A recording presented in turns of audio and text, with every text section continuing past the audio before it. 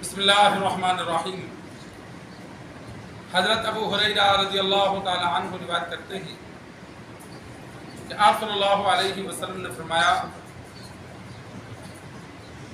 اس شخص کی ناک خاک آلود ہو، اس شخص کی ناک خاک آلود ہو، اس شخص کی ناک خال آلود ہو۔ صحابہ نے عرض کی، یا رسول اللہ صلی اللہ علیہ وسلم کس کی؟ آپ صلی اللہ علیہ وسلم نے فرمایا، جس نے اپنے والدین کو بڑھاپے میں پایا یا دونوں میں سے ایک کو پایا اور جنت حاصل نہ کر سکا۔ سرکار دو عالم صلی اللہ علیہ وسلم نے فرمایا کہ انتہائی نقصان اور خسارے والا وہ بندہ ہے، اس کے لیے ذلت اور ہلاکت ہے کہ جس نے والدین دونوں کو بڑھاپے کی حالت میں پایا یا دونوں میں سے ایک کو پایا اور خدمت کر کے جنت کو حاصل نہ کر سکا۔ جنت مسلمانوں کو مختلف وجوہات سے ملے گی اور جنت کا ایک سبب والدین کی خدمت بھی ہے۔ جہاں عبادت کرنے پر جنت ملتی ہے، وہاں والدین کی خدمت پر بھی جنت ہے۔ تو جو والدین کا نافرمان ہے وہ جنت سے محروم ہے۔ اگر کتنا ہی نیک کیوں نہ ہو، والدین کے نافرمانی کی وجہ سے اس کو جنت جانے سے روک دیا جائے گا۔ جب والدین راضی ہوں گے پھر اللہ تبارک و تعالی اسے جنت میں داخل فرمائے گا۔ جس طرح مجاہد شہید ہو جائے تو شہادت بڑا رتبہ ہے، لیکن اس نے اگر لوگوں کا حق دینا ہے تو وہ جنت میں داخل نہیں ہوتا، اسے روک دیا جاتا ہے۔ پہلے لوگوں کا حق ادا ہوگا پھر اسے جنت کا داخلہ ملے گا۔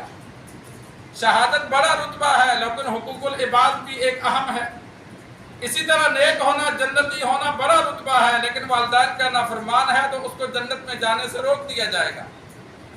پہلے والدین کے ساتھ صلح صفائی ہوگی، نافرمانی کی سزا کا تدارک ہوگا، پھر اللہ اسے معاف کرے گا۔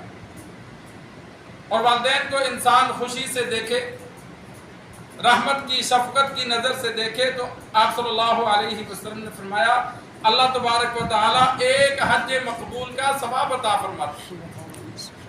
اور والدین کے نافرمان کو حدیث میں موجود ہے کہ اللہ تبارک و تعالی کوئی گناہ ایسا نہیں جس کی سزا دنیا میں ضرور دیں سوائے والدین کے نافرمان کو، کہ اس کی سزا اسے موت سے پہلے اللہ دے دیتا ہے، کہ آخرت میں بھی سزا ہوگی لیکن دنیا میں بھی والدین کے نافرمان کو رب سزا دیتا ہے، چاہے رزق کی تنگی کی صورت میں دے، چاہے کسی بیماری کی صورت میں دے، چاہے کسی اور صورت میں دے۔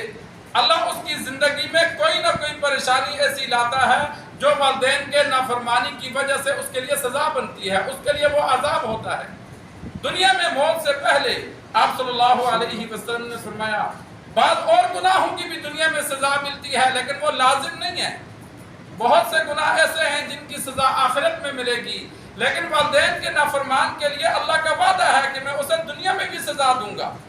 دنیا میں موت سے پہلے اسے سزا ملے گی اور آخرت میں بھی ملے گی۔ اور اگر کوئی بندے کے والدین دنیا سے ناراض ہو کر چلے گئے، اس حال میں گئے کہ وہ دنیا سے گئے اور ناراض ہیں، تو حدیث میں موجود ہے آپ صلی اللہ علیہ وسلم نے فرمایا ایسا شخص ان کے لیے کثرت سے دعا اور استغفار کرے، یہاں تک کہ اللہ تبارک و تعالیٰ اسے نیکوکار ماں باپ کا فرمانبردار لکھ دے۔ جس طرح ہو جاتا ہے اللہ معاف کرے۔ نافرمان تو کئی دنیا میں ہیں، والدین سے ناراض ہوتے ہیں، والدین کی اچانک انتقال ہوتا ہے، صلح نہیں ہو سکتی، ایسے بھی واقعات ہیں۔ اور کئی ایسے بھی واقعات ہیں بچہ اٹھ کے ماں کو باپ کو قتل کر دیتا ہے۔ اب یہ بھی تو بڑا جرم ہے، نافرمانی بھی ہے اور قاتل بھی بن گیا۔ لیکن اگر ایک ایسے بندے کے لیے آپ صلی اللہ علیہ وسلم نے فرمایا کہ اگر وہ والدین کا نافرمان تھا، گناہ کر بیٹھا، والدین دنیا سے چلے گئے، تو وہ پھر کثرت سے ان کے لیے استغفار کرے، کثرت سے دعا کرے، کثرت سے ایصال ثواب کرے، تو کثرت سے ایصال ثواب کی وجہ سے اللہ تبارک و تعالیٰ اس کو والدین کا فرمانبردار لکھ دیں گے۔ اور اس وقت تک کرے جب تک دل کو تسلی نہ ہو۔